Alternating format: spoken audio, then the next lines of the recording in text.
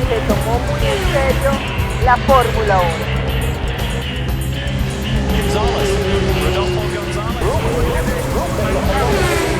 Amigos de Rugen los Motores, les habla Mónica González y quiero recordarles nuestras redes sociales. Estamos en Instagram, en YouTube como Rugen los Motores Oficial. Y hoy un programa súper especial, parte de la historia de Rugen los Motores con Carlos González y Rodolfo Speedy González. No se lo puede perder.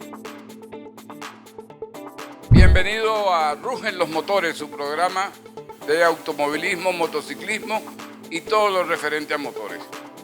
Hoy tenemos con nosotros, y lo hemos tenido por muchos años, desde que tenía 5 años,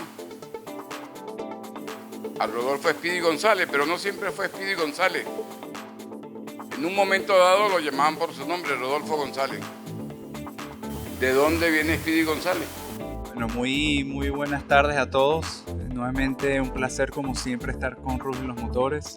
Y Speedy González, pues un nombre que me apodaron en Inglaterra en el año 97. Venía yo de correr en Kimballton, donde gané la primera, segunda y tercera manga y la final en una carrera de karting, una de las más duras que he hecho, pero de verdad dominando, ¿no? Con un equipo entero de mecánicos venezolanos, técnicos venezolanos. Y a la hora de entregar el trofeo, pues la señora, cuando dice mi nombre, dice el primer lugar, Rodolfo Speedy González.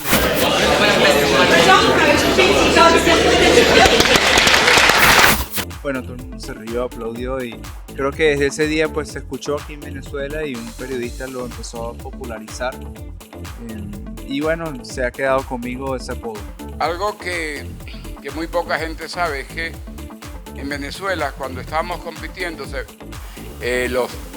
los pilotos o los padres de los pilotos traían mecánicos o técnicos de Italia, de Europa. Nosotros tuvimos la osadía de llevar mecánicos venezolanos a Inglaterra. Y quizás esta osadía era para abaratar costos, porque los costos de los técnicos ingleses eran muy caros. Que después se hizo muy amiga mía, que era la madre de un piloto, me decía: señor González, no se preocupe que no vaya a llover. La preocupación mía era que Rodolfo no tenía experiencia en lluvia y sin embargo te hiciste un piloto contundente y fuerte en lluvia. Sí, yo creo que en esa época en Venezuela quizás todavía aún protegen mucho a los pilotos, ¿no? En esa época cuando suspendían las carreras en lluvia porque pensaban que era muy peligroso, no sé, rodar en esas condiciones. Y resulta que en Inglaterra corríamos hasta con nieve en la pista, con granizo. Basta con que pasara un camión, quitaba el hielito de la pista y salíamos a correr en condiciones de frío extremo. Entonces yo me fui acostumbrando a la lluvia. Nosotros practicábamos mucho, estábamos casi todos los fines de semana practicando, y uno de los recuerdos que tengo es del año 98. La primera carrera que hicimos nosotros en el año 98 en karting fue en 4 de enero en Paul Fletcher, que había unos vientos bestial, sí, que tumbaron una carpa, se vino abajo, nos partió el vidrio de la caravana, de los cristodulos, que después la apagaron, creo. Y nosotros corrimos en muchas condiciones cambiantes, y yo creo que no solo me ayudó a ganar confianza en lluvia, porque posteriormente me volví un piloto bastante sólido en lluvia. La primera carrera que gané el año pasado fue en lluvia, pero además de eso me volví un piloto bastante versátil, y yo creo que Inglaterra, por esta razón, creo que es una excelente escuela para pilotos. Yo voy a contar una anécdota que en Venezuela muy poca gente lo sabe. Una vez estamos en un circuito que se llama Paul Fletcher y habíamos puesto nuestra caravana. Nuestra caravana era la más barata que había en el mercado, la más viejita, pero cumplía su función, que era que nos daba albergue, pues podíamos dormir ahí y cocinar las pocas cosas que se podían cocinar en una cocina muy pequeña. Y recuerdo que estábamos sentados en la mesa y compramos una ración de papas fritas para 4. Era el camarógrafo, el mecánico, el piloto y yo. Y el acuerdo que había es que cada quien agarraba una papa.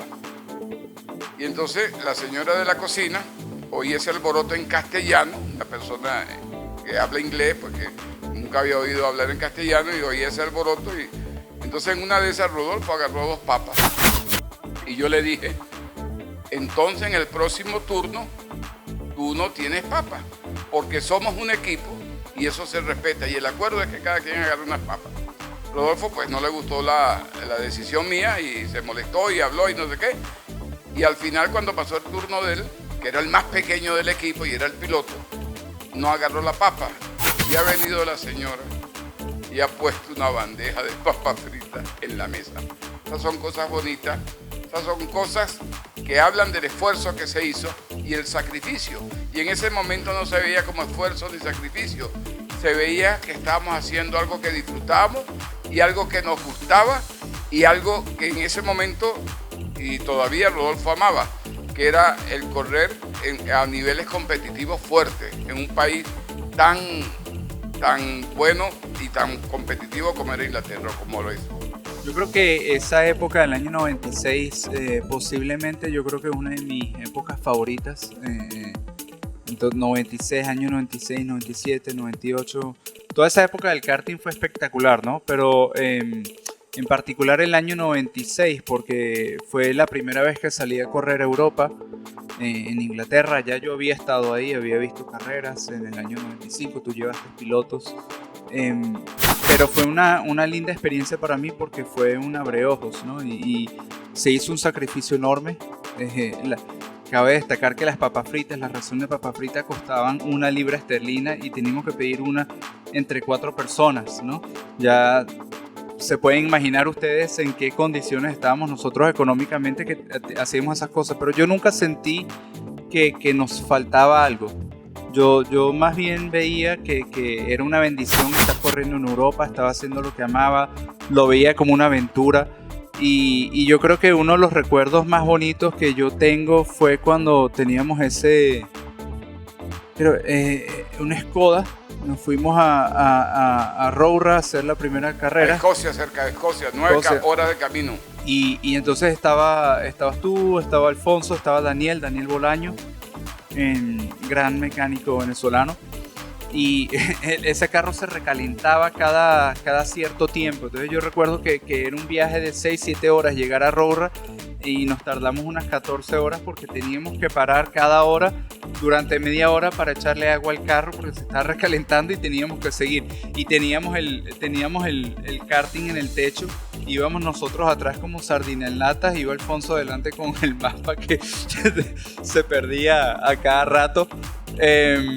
Y con los bocadillos, ¿no? Y las sábanas que nos prestaron del restaurante del Stag hoy en día, que son grandes amigos de nosotros, un restaurante de Inglaterra, el Stag, en el pueblo de Atelborro, nos prestaron sábanas y almohadas para poder ir a las carreras. No podíamos pagar hotel y esa noche llegamos y dormimos en el suelo, ¿no?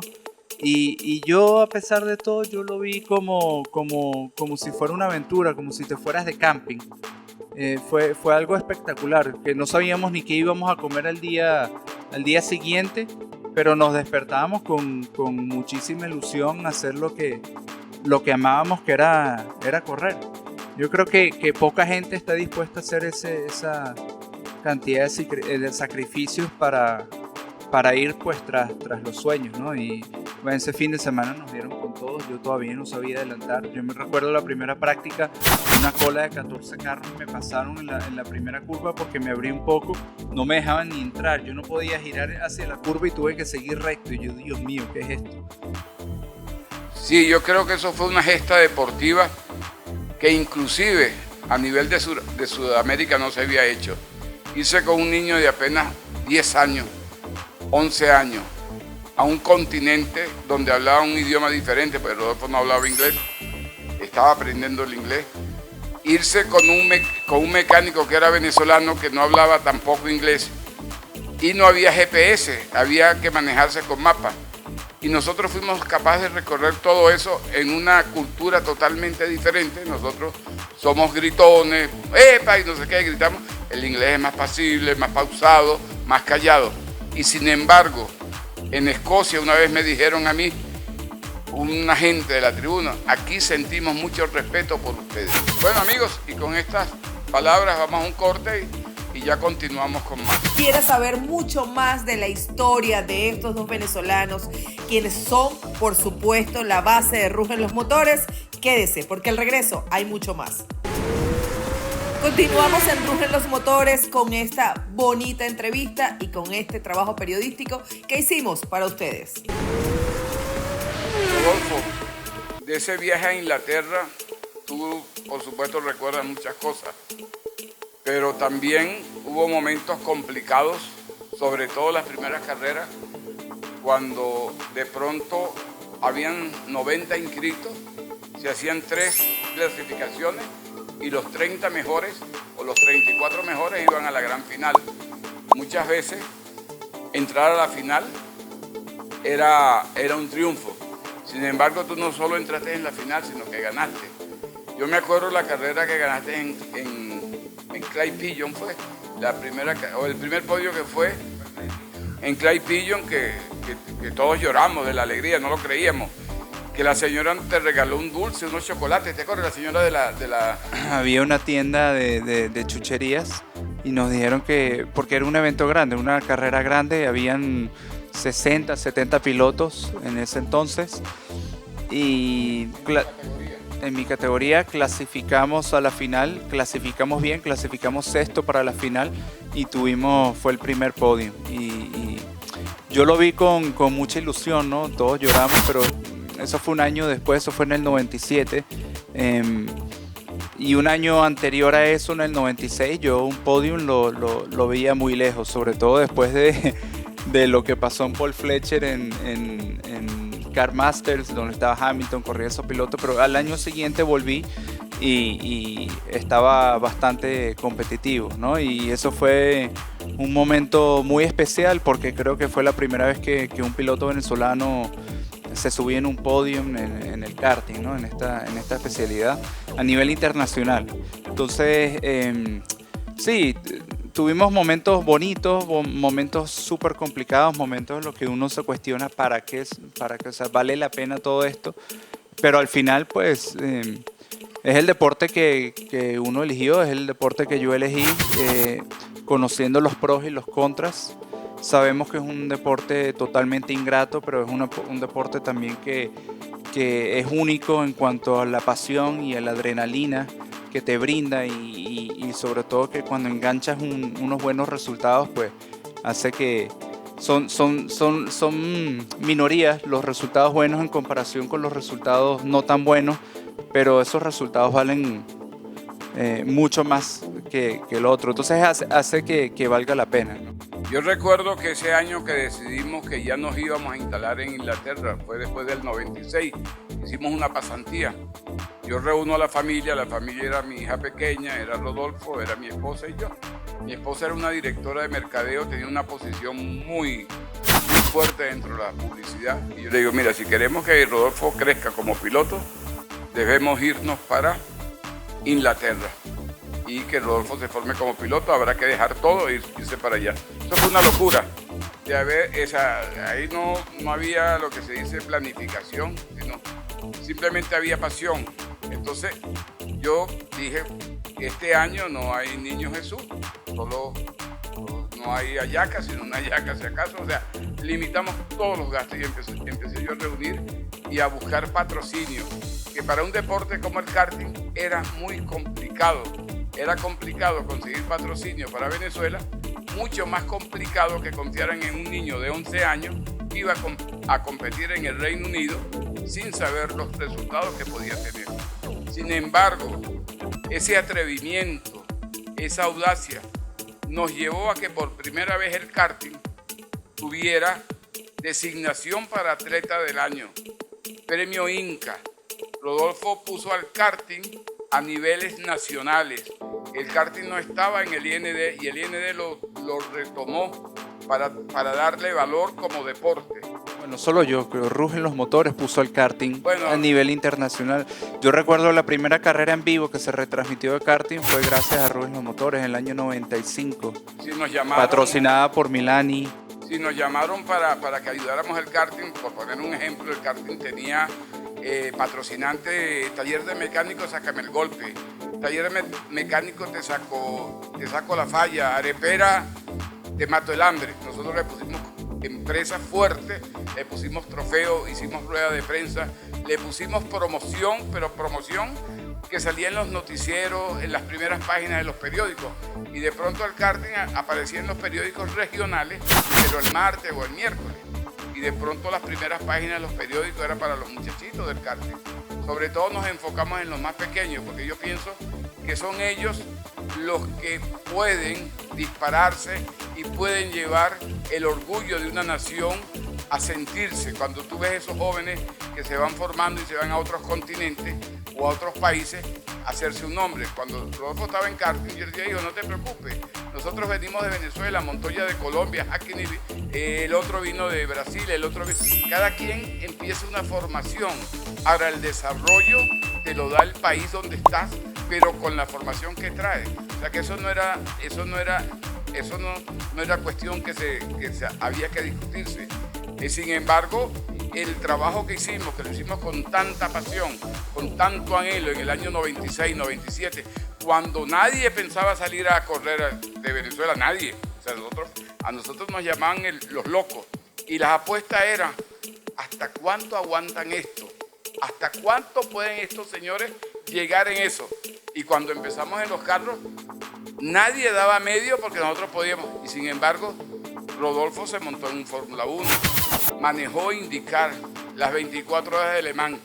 Y eso no es una odisea, ni es una cosa del otro mundo, pero sí lo es, sobre todo para una familia que tenía los recursos para irse con sus hijos de vacaciones a Margarita, que tenía los recursos para ir un fin de semana a comer en un restaurante, pero no para costear una carrera tan costosa como es el karting y el automovilismo.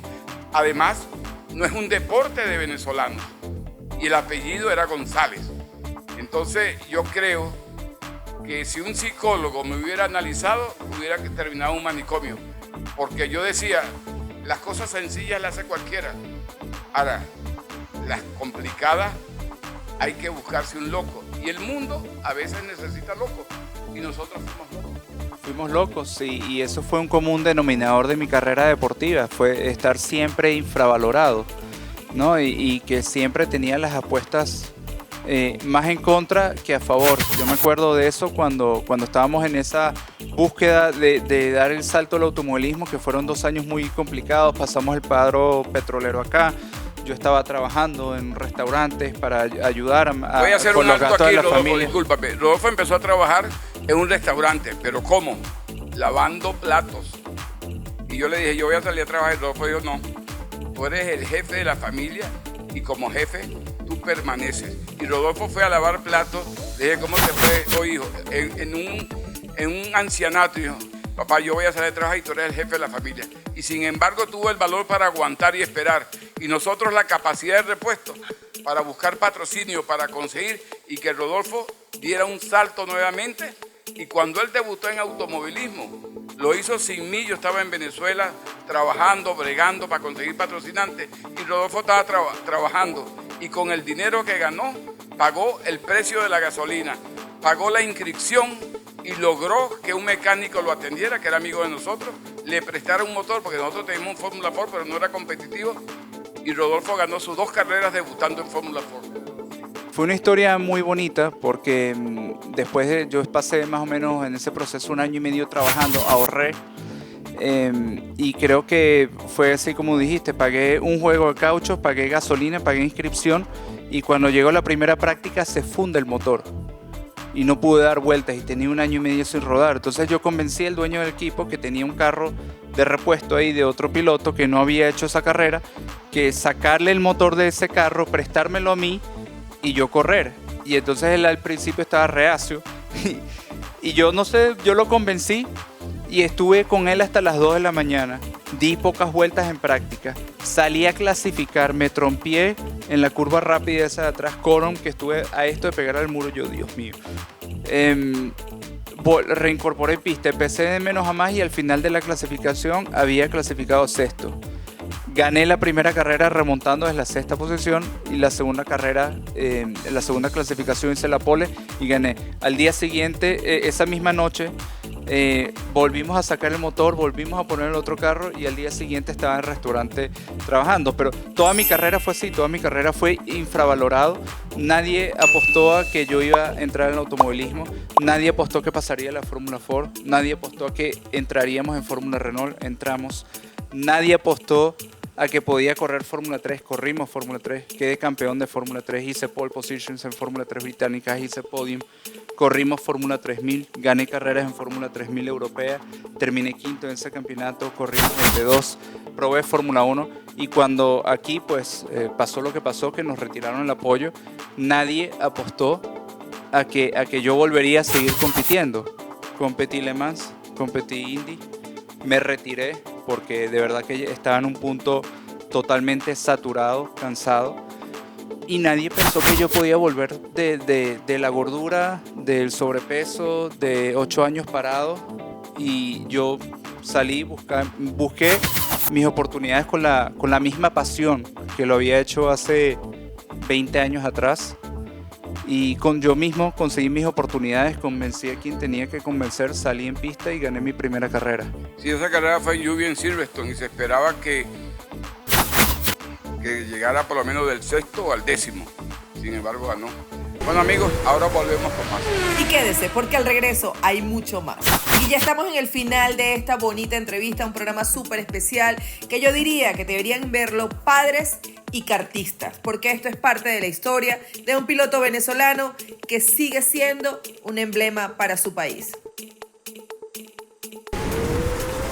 Bueno, recordando ese debut en automovilismo, recuerdo que Montoya había ganado en Fórmula 1 en Mónaco ese fin de semana y la revista Autosport, la más importante del mundo, hizo un espacio, ellos tenían Star Drive de la semana y esa semana el Star Drive fue Rodolfo y Motor News lo puso como la estrella de la semana en solo su debut en Fórmula 4 por encima del triunfo prestigioso, por supuesto, en Mónaco.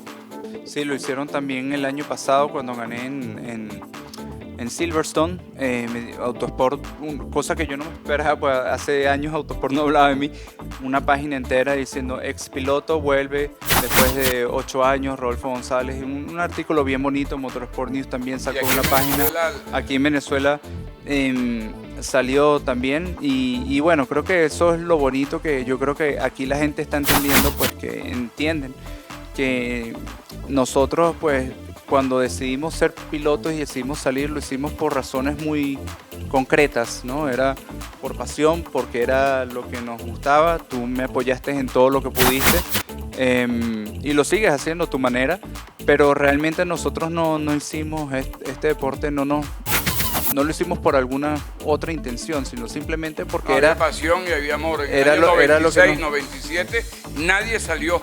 Y yo salí en el 75 como piloto, cuando nadie había salido a Europa, y salí en Autosport después de ganar 3 carreras seguidas. Y volví en el 82 cuando nadie salía. O sea que no, yo lo he llevado en la sangre y desgraciadamente o felizmente te lo transmití a ti. Pero de todos modos, Rodolfo, a mí me impresionó el año pasado cuando decidiste correr, que no fue el año pasado, sino los meses anteriores, que te tocó. Yo pensé que no ibas a lograr tu objetivo y sin embargo lograste debutar en un circuito complicado como es Silverstone, que tú lo conocías, y bajo condiciones que siempre en Silverstone se dan, que es lluvia. Y sin embargo lograste una victoria contundente. Habías hecho una clasificación de segundo o tercero, si no mal recuerdo. Sí, yo esa clasificación pues le pedí al equipo que me quitaran los tiempos del carro, porque no quería los tiempos, quería era conectarme con el carro y saber y entenderlo bien. Fui de menos a más y yo pensé que había clasificado un poco más atrás y había clasificado en la primera fila, sorpresa mía. Y después la primera carrera, de verdad que me sorprendí incluso a mí mismo, porque en todo momento pude, gracias a Dios, mantener el control de mis emociones y quedarme tranquilo y pensar. Tenía la habilidad de ir rápido, pero también pensar y administrar bien mi carrera, ¿no? Y hacia el final de la carrera yo estaba rezagado ya para terminar de segundo. Yo dije, bueno, un buen debut, segundo lugar, no obstante, seguí manteniendo la presión. El piloto que venía adelante, que eventualmente, pues, adelantando un rezagado, se equivocó, se fue ancho, y fue cuando yo aproveché y ganar la carrera. Fue un momento, creo que bastante especial, ¿no? Y lo sigo haciendo. Este año bueno, tú sabes, estamos intentando competir, cerrar la temporada 2024. Pero bueno, el automovilismo ha cambiado mucho. Yo veo ahorita que pesa más las redes sociales y esas cosas, y decir soy piloto, que hacerlo por realmente compromiso y trabajo. Yo me acuerdo. Las categorías también han cambiado. Yo me acuerdo han cambiado. Sí, con la edad de 37 años, yo entreno mucho más que pilotos que tienen menos experiencia que yo y menos habilidad. Y es algo que a mí me sorprende muchísimo, ¿no? Que hoy en día ya creo que esa ética de trabajo que uno tenía y que trae de muchos años atrás, hoy en día ya no pesa tanto como pesaba en años anteriores, ¿no? Quizás en niveles muy altos en Europa, pero por lo que he visto, pues no tanto. Bueno, es verdad, a veces no solo es la parte física, sino la parte mental. Un piloto no solo un piloto, un deportista tiene que ser fuerte mentalmente. Y yo siempre he dicho, el talento no es nada del otro mundo, porque con talento se nace. Usted nace con talento. Ahora, con disciplina, con constancia, con voluntad, con actitud, no se nace, se hace. Entonces, un piloto o un deportista, dos deportistas, uno con mucho talento y el otro con menos talento, pero trabajador, puede superar al de talento. Ahora, si el talentoso es trabajador, tenemos una superestrella, las cuales vemos muy pocas veces en la vida o con muy poca frecuencia. Por eso, el talento se nace, la constancia, la voluntad, la actitud se hace. Entonces, muchas veces, más vale en un deportista que tenga actitud, porque tienes cómo trabajar con él. Pero cuando tiene talento, pero es desordenado, es informal, no cumple las reglas, ese talento se va quedando y es superado por un atleta que es trabajador, que se toma las cosas en serio, que hace su deporte con pasión. Por eso la importancia de la disciplina, de la constancia, mucho más que muchas cosas. Por eso se ven muchos deportistas que tú ves que han superado barreras enormes, pero que llegan a ver sus resultados. Sí, y son deportistas pues que están construidos de tal manera que la adversidad no les afecta tanto. Están diseñados de tal manera que se levantan y avanzan, como que se vuelven inmunes, ¿no? A los nos, a la negatividad, a la adversidad. Y yo creo que ahí es donde está la diferencia, que mucha gente se queda en el camino. Tú estabas hablando hace poco de que practicamos Fórmula 1, llegamos pues yo el otro día estaba sacando cuentas, yo manejé un Fórmula 1 alrededor de unas 20 veces. O sea, soy el tercer venezolano con más kilometraje en un Fórmula 1 en la actualidad, ¿no?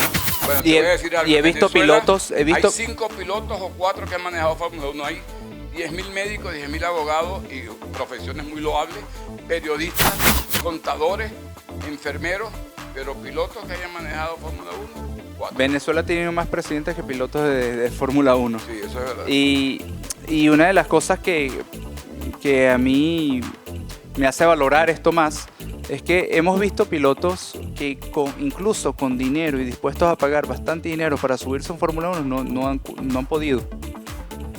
O sea, el dinero no es un condicionante, y esto es un error que cometen muchos pilotos. ¿Cuánto cuesta subirse a un Fórmula 1? No, es que tú puedes traer todo el dinero que tú quieras. Si tú no vas rápido, no te puedes subir. Que vas rápido, bueno, y puedes aportar algo, chévere.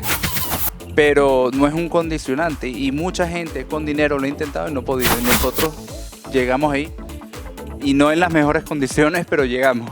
Sí, podemos decir que fuimos de la nada, del ABC hasta llegar a manejar un Fórmula 1, cosa que cuando yo le prometí, cuando mi hijo me dijo ayúdame a llegar al automovilismo internacional, yo le dije, bueno, sí, yo te ayudo.